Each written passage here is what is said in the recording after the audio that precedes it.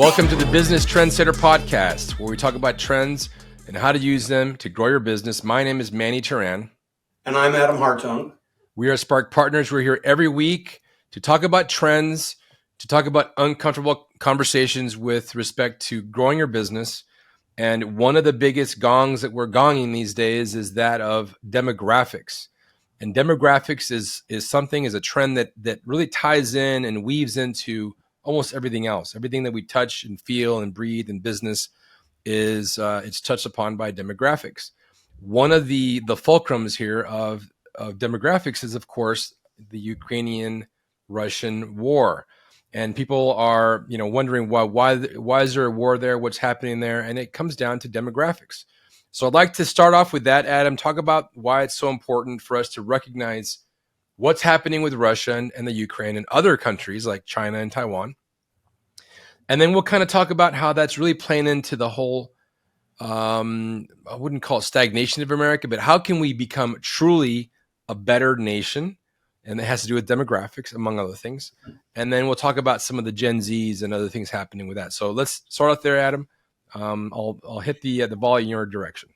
Okay, thank you. As you know, we have a database of trends that track a lot of trends. And back before the turn of the century, in the 1990s, I started doing some demographic tracking. Well, why did I do that? Because demographics are so predictable. People live and die, and even with things like a COVID pandemic that caused what we call excess deaths, there's still a tremendous amount of predictability in demographics. And if you track that, you can start to see the implications. Well, what was happening in the 80s was a dearth of babies. We changed the mentality of how many children people should have. If you go 1970s and previously, there were a lot of bad things said about women that didn't have children. They had derogatory phrases for them, and the idea was everyone was supposed to get married and everyone was supposed to have 2.2 children, right? And that was just a given. But in the 70s, that really changed. And by the 80s, the ideas of family had changed pretty dramatically. And so both men and women, as they got married or chose not to get married, were having fewer children, less than 2. And so we saw there was going to be fewer babies. This, by the way, also happened when you start looking at demographics in Europe, where we saw that after World War II, in Germany in particular, but it spread to France and other countries, it was the same sort of thing was happening. Less babies were being born in what we called then the developed world. And so you started to say, well, what are the implications going to be of not having these babies? Well, flip the page now and you go and take a look. Well, wait a minute. When I was in college, I remember reading about this one-child policy in China. What happened? And so now you could go get data that was older data showing what happened when Chairman Mao and the Gang of Four implemented the one-child policy. And you saw what happened to the demographics of China. You start saying, well, wait a minute, we're going to start to age this population pretty dramatically. And that's exactly what happened. And it's been very predictable. And you can go back and find writings I did before 2010. You can see presentations I gave on Google and things we posted where I've talked to people about the impact of ageism, the impact of demographics, and how that's going to cause such a rift in the United States and elsewhere. Well, what did it lead to? You end up with Russia, which was part of the Soviet Union. The Soviet Union goes away, but then immediately Russia starts losing population because socially this became a global phenomenon with the exception of India, right? India did not buy into this plan, but most other countries did. And so Russia started having a baby dearth as well. So that the peak population of Russia actually occurred in 1994. And that was when they had 149 million residents in the country. Now there are 146 million residents. So the prediction, let me get this right, about 300,000 people, back it all up, okay. What I was saying, we went from 149 million to 146 million, right, between 1994 and now. And realize over 300,000 Russians have been killed in the war in Ukraine. 1 million Russians have fled to avoid the war in the Ukraine. And Russia suffered about 1 million excess deaths due to COVID. So that's 2.3 million people that they lost due to those activities. But what's the other side of it? It's trying to get more people. So you see Russia invade Crimea. And then look, all the Crimeans, by Russian count, are Russians now. So then you say, well, okay, if you're Putin and you're running this and you want to be, Russia to be a great country, you need more people. And you're not convincing the people that live in Russia, the Russians themselves, to have a lot more babies. So what's the next step? Well, let's go annex some more people. So you annex Ukraine. Now, you can't go in there and say, I just want all these people. So you start saying, well, historically, Ukraine was part of Russia. Truth or not truth, but you try to reach back for historical statements so that you try to bring the whole thing together. But the net of it is, it became predictable, and didn't pay attention. Too many people in the world watched Russia annex Crimea and didn't realize this is just step one, because Russia needs to get more people, and they're not very likely to do it by going out and encouraging Africans to move to Russia, which they do. They donate money, they build colleges, and they do things in Africa to try to encourage people in Africa to go to Russia. But you knew that wasn't going to be enough. So it was predictable that they would go after the Ukraine. And it's why they're staying in Ukraine and fighting in this war in which so many people are dying, is because at the end of the day, they know they're not going to kill all the Ukrainians. And if they can outlast the Ukrainians, kill enough Ukrainians, and if the Americans and the Europeans don't step up, they'll get the country.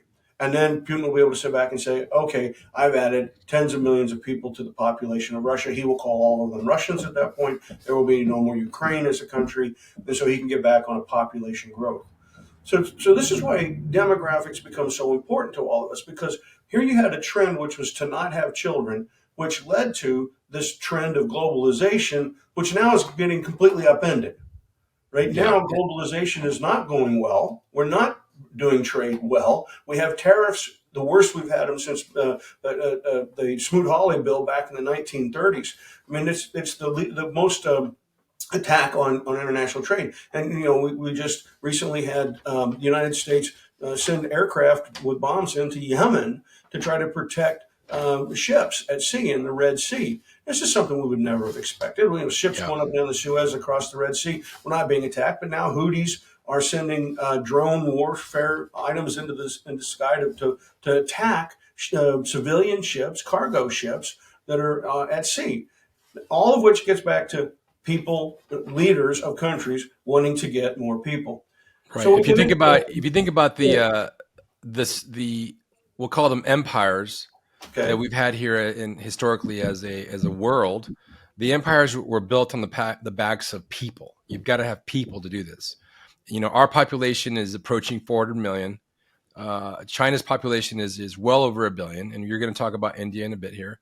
And obviously Russia has always been a superpower, primarily because it's got nuclear weapons. But if you don't have enough people, if you have 100 million people in Russia and not enough people to really do much with it, then you're going to have to assert yourself militarily, and that's sending the wrong message. And that's really, it'll start to unravel the economy the way that we understand the way the world works. So. Yes, I mean that's absolutely correct. We have to pay attention to how we're trying to project what the behavior of these people is going to be. And so if we look at the projections for Russia, for example, internally in their own organizations, using their own members, their own regulators, producing their own numbers, they've already projected that they'll be down to 139 million people in the country by 2046. The UN took a look at it and they said, no, we think it's closer to be 133 million people. So it's 15 million people shy of where they are today, right? So we're looking at a pretty significant drop in the population. That means that they're just unlikely to leave Ukraine. I mean, all this warfare, all this fighting, it's not likely to stop them. Yeah, I mean, the prize is almost, about 45 million people in Ukraine.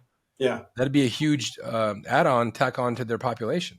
Yeah, and it would, it's kind of like when the two Germanys came together at the end of the Soviet Union. You said you had an East Germany and a West Germany, but then in a swoop of a pen stroke, all of a sudden you had one Germany, and now everybody's German, right? And it grew the population pretty dramatically.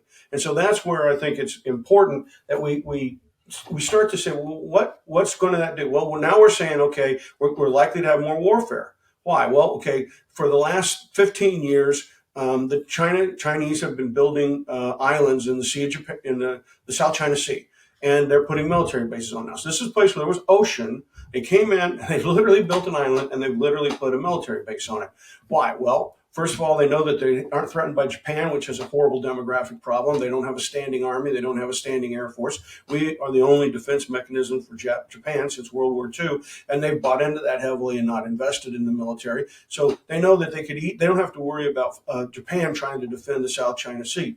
Now what happens is it better positions them to be able to go after Taiwan. And now we see they're starting to fly planes over Taiwan. They're sending rockets over Taiwan. And you want to sit back and say, well, there's nothing going to happen. It seems ridiculous that you would have a conventional warfare for Taiwan.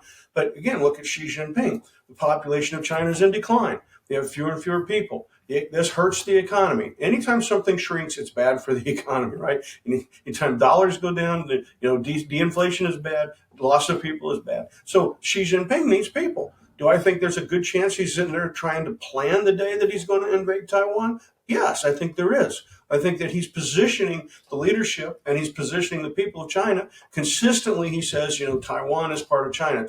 There's no Taiwan in his mind. There's one China. It's a one China policy is what they like to say, which includes the Chinese that live on this island. Do I think he's going to do everything possible before he dies to turn those people that we call Taiwanese Chinese into the traditional Chinese? Absolutely. I think it's almost a given that there's going to be something done there. It could start diplomatically, but I wouldn't be surprised to see bloodshed.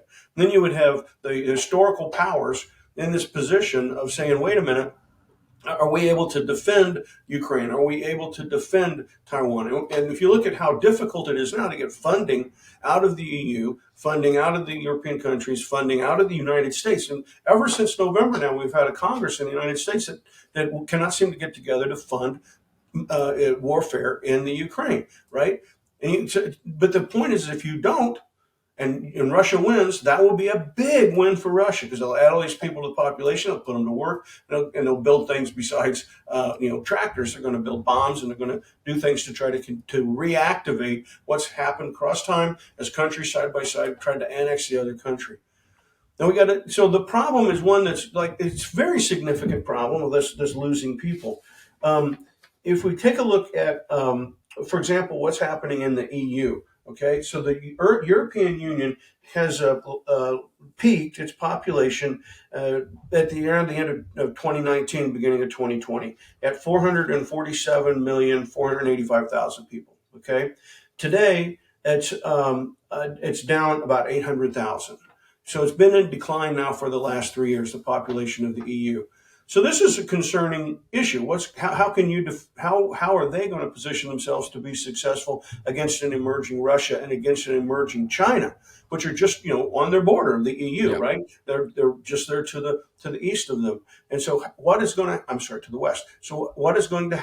I was right the first time, to the east. So what is going to happen, along that border? And it's likely to get more and more ugly as time goes by.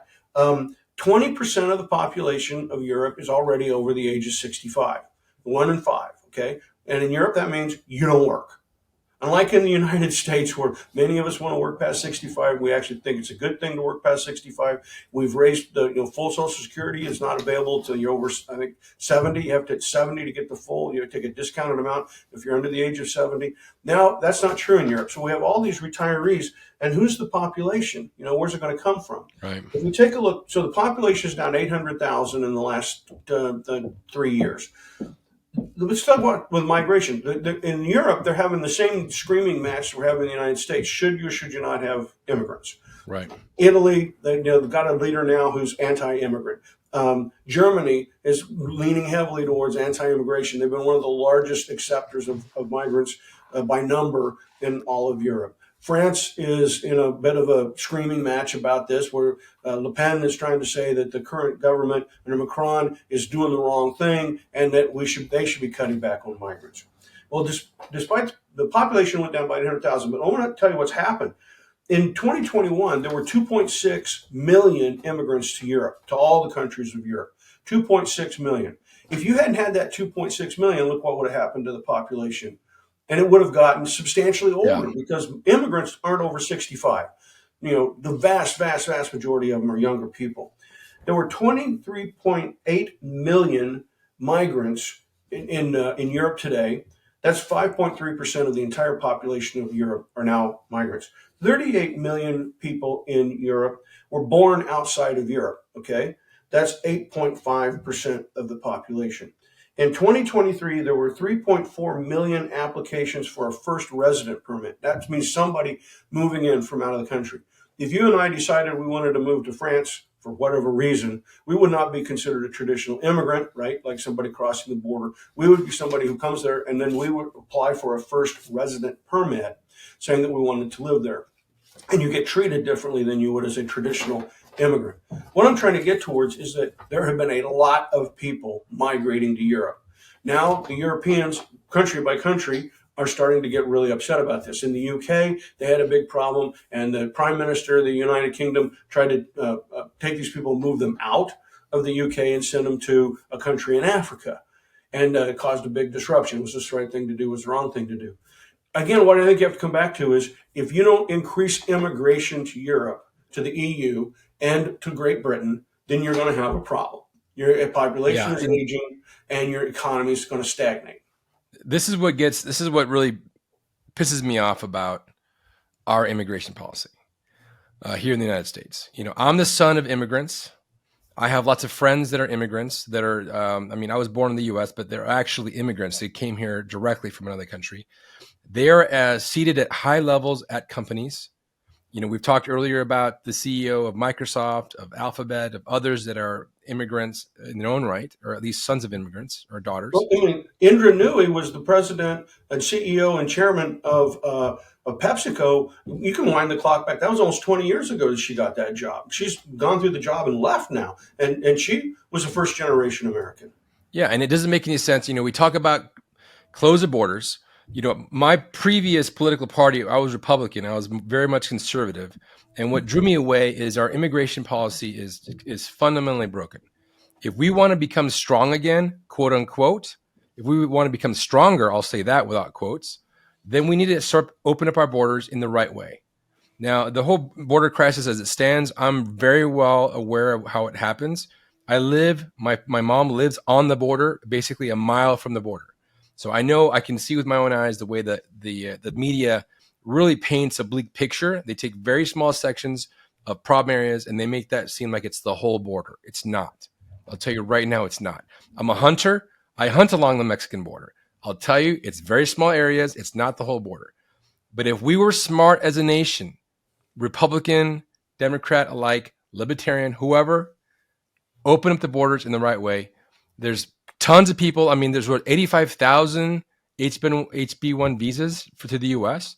That should be 850,000. That should be way bigger than it is. And don't get me started on this because I can go down, a very, very sharp path because I feel adamant about it. I'm the business owner. When I had my business, I couldn't hire engineers fast enough. And the only ones that were applying, the really good ones, were the students that had graduated that were from another country.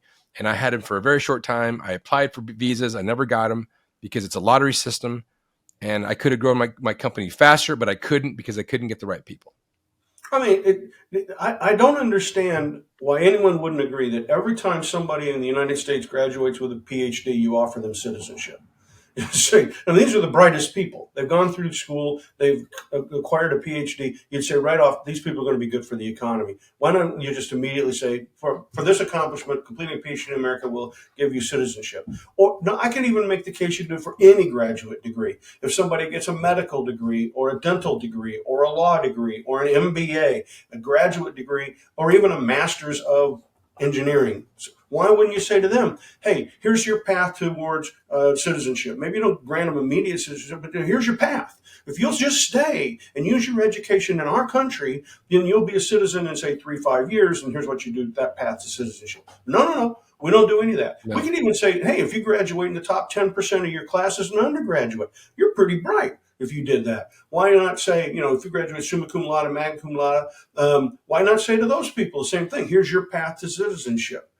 But what we have today is everybody gets treated like they're a 16, 17-year-old immigrant coming from Central America with no skills of any kind whatsoever. We treat everybody the same, right? And we try to say, well, okay, do you have any skills? No skills. It doesn't matter. We want to stop all immigration.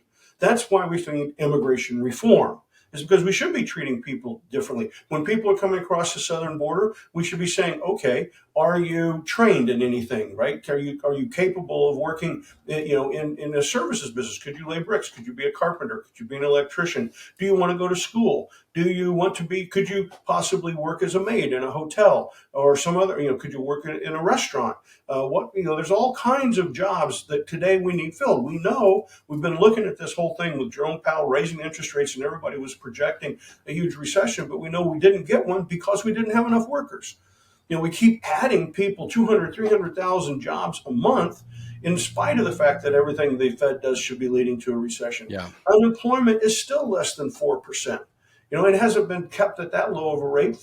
You go back to the 70s and 80s with hyperinflation, stagflation, we had an unemployment ratio of 6 and 8% on top of the inflation. But today, no. Why? Because we don't have enough people. We don't have enough workers, and we're aging fast. The boomers we set the retirement originally at 65 because when FDR created Social Security, 65 was the average lifespan. So if you were lucky enough to live beyond 65, then you got Social Security. Now, the average age in America is like 78. There's a difference between men and women. Women tending to live longer. But the point here is that you're going to have so many people over 70, so many people over 80, 90, and into 100, and they're not dying off, and we don't have a euthanasia program, right, to go walk them into the fire pit. So what are we going to do? We're going to have immigration reform to deal with these migrants. They want to come to our country. They're ready to come in and work. Maybe some tiny fraction of these people have bad ideas about what they do when they get here. But we know that's a really small fraction. Tiny. Yes. And so, could we sort that out? Hey, in World War II, when we had the great, immigration to the United States and people were coming from Europe, we managed to process hundreds and thousands of people per day through Ellis Island, per day through St. Louis. Right? We had these ports of immigration and people came in. About the only thing that kept you from coming in was if you had tuberculosis, right? That was about the only reason that they would stop you. And what those people went to work. And that's what we need to be doing today. We need this immigration reform. Because here's a startling article that I found. Because guess what, Adam? Before you go to the article, guess what sells? Hyperbole. Guess what sells in the media, right? If you're trying to sell ads, you want to create a boatload of hyperbole and fire and brimstone and they're coming across the border in droves. Now, I'm not saying that they're not. They are, but they're being painted as they're all criminals. They're all here with malintent. Again, well, that's because one of the presidential candidates says that they're all rapists and murderers, right? And that he gets a lot of attention with that. Apparently, he gets some votes with that because ads that sells. If you're a rancher in Wyoming or Montana. If you are, and again, I bleed red more than I bleed blue, mind you. I have more of a rancher mentality than most because I lived, in this rural area, and so they're afraid because what they hear in the news, they hear the Fox News, and I won't go into the whole thing with the Fox or even MSNBC. That's a whole different conversation, but it's not what people think. They got to open their eyes, and they can go down to my hometown and spend some time driving around. You're not going to see these droves of people coming through. And it sells ads and it sells political positions. Yeah. So backing into now, how does this affect the small employer? Okay. and it was this article that we were sharing with each other. 40% of employers in the United States avoid hiring Gen Z people. 40% do not want to hire young people. And you say, well, is this some kind of baby boomer bias? Well, no, because most hirers are not baby boomers. Right? They're your age, Manny. That's the reality of most of who the hirers are. But here's some interesting statistics. They interviewed 800 people for this. 800. This is not a small sample size. They went to people that did hiring, people that were chief executives, C-level executives, asking them about their hiring policies. In the responses to the survey, they said that of the Gen Z people that were interviewed, 20% brought a parent to the interview. That's shocking, isn't it? That's shocking. I couldn't imagine when I was 16 years old and I wanted to be a bag boy at a grocery store, I wouldn't have taken my parents to that interview, right? How does somebody think that's the right thing to do? And so what we'd like to do now is say, let's blame that on parenting. And I would be kind of like, well, but the reality is these people don't feel the pressure to go in and do a good interview. So it's kind of like they bring their parents along to protect them. Here's another statistic from that survey. 20% of the candidates refused to turn on their camera for a Zoom interview. Yeah, when told, look, okay, we're doing an interview, turn your camera on, What? 20% of them refused to turn on the camera. Okay, and then there was on top of that a whole series of things like where people did their interview very unprofessionally. Like, okay, they were in a shopping mall. They knew they had a job interview coming up. They're in a shopping mall, and they just stepped outside on the sidewalk outside of a shopping mall to do a job interview. Right? No preparation, no taking it very seriously. So the other list of problems I say when they try to interview people of the Gen Z, no eye contact, very much inappropriately dressed, like wearing swimsuits and just not taking it seriously that you're going to do an interview, and inappropriate language. When you and I were younger, especially me, nobody swore in public. I mean, that was considered very vulgar. You never did it. You never swore on the job. You didn't use any foul language on the job at all. Now people are accustomed to it to the point where people are dropping the F bomb in a job interview. Yeah. That's not professional. That's not how you're going to get things done. So, after interviewing these 800 interviews, they said that there was a lack of seriousness on the part of these candidates. Many of them felt entitled, that they shouldn't have to be interviewed. They should just be given the job. They are worried about employer exploitation. My gosh, when I wanted my first jobs for the first 20 years of my life, I was just glad to have a job. If the guy said, you're going to work on Saturday, I didn't say no. I said, what time do we start? Could I possibly come at 8:30 instead of 8 so I get a little bit of extra sleep? That wasn't employer exploitation. That was, you're being told you got to do this. And if you don't like it, go get another job, kid. I mean, that was the way we Yeah, dealt that's with how it. it was. And they said these employees want to have a really good work-life balance. I'm kind of like, well, you haven't had a work life yet, so how could you know what kind It's of a still very much balance off balance. that you need? So the reason I bring all this up is because immigration is the solution. I've done several Vistage group talks in the greater Los Angeles area. And when we get into some discussions about immigration, almost all of, so Vistage, for people who don't know, is an organization where CEOs of small to mid-sized companies get together and try to help each other to grow their business. And Vistage provides a series of tools that they can try to use. And I go and meet with these groups and give them perspective on trends and how they can try to grow their business. And what I get in the Los Angeles area from these small to mid-sized company CEOs is not an anti-immigration stance. Rather, I get a, why in the world can't they let me put these people to work? These immigrants that do make it into greater Los Angeles are out there, and they're all having to work undercover, paid by cash, which means they're working jobs maybe in construction, sometimes in a restaurant. And I'm talking to people that have businesses like electricians and plumbers and dry cleaners and insurance and all kinds of businesses. And they'll say, I could put these people to work immediately. I need workers, but the law won't let me put these people to work legally, and I need them. And so again, now we have, the situation where we have the Gen Z people who they don't have any competition for the jobs. And so consequently, they're not taking it seriously. You want them to grow up. You want them to get more serious about it.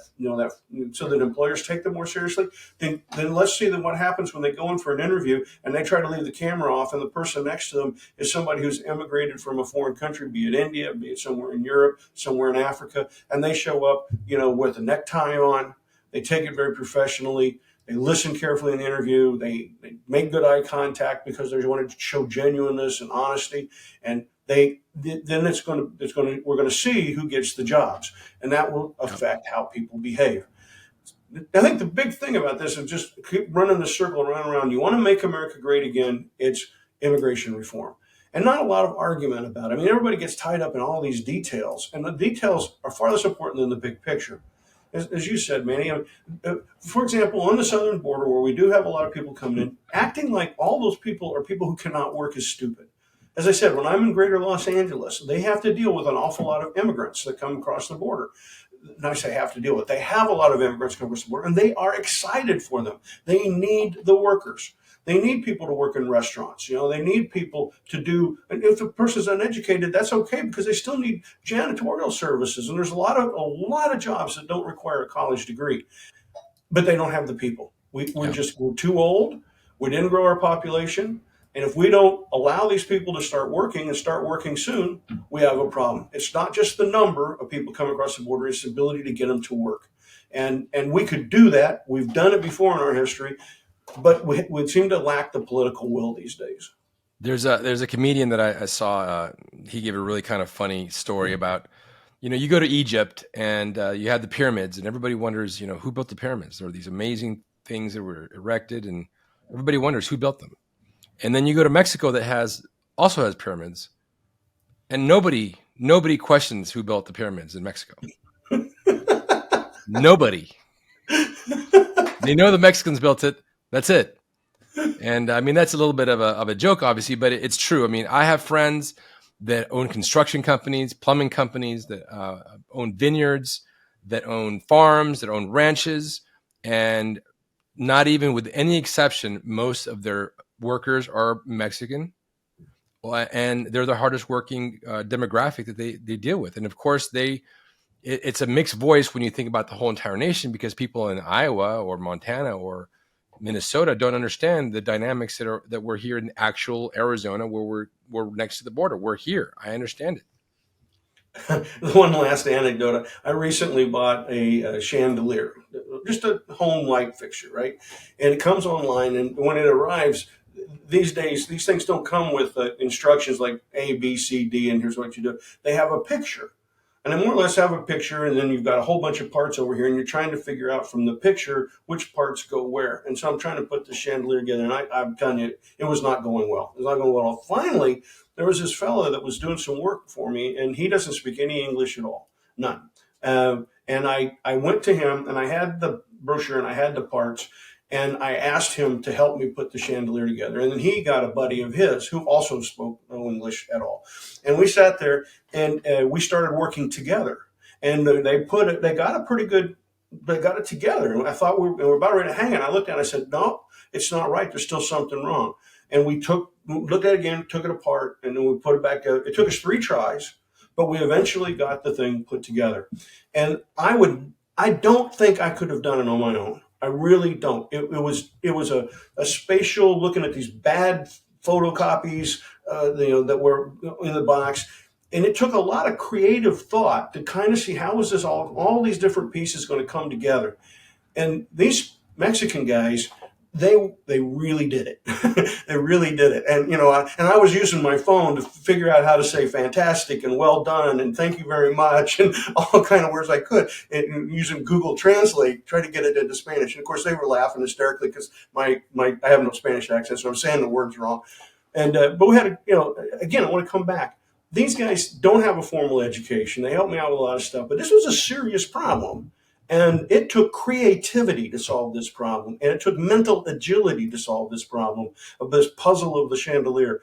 And they did it. They really did it. And I reach out to all Americans and all small businessmen and say, you can't be biased about this stuff. We need these people that are here going to work. They can do the jobs. We need to pressure our politicians at the state and at the federal level to get these people to work and don't get bogged down in immigration reform as a term and all the politics around it.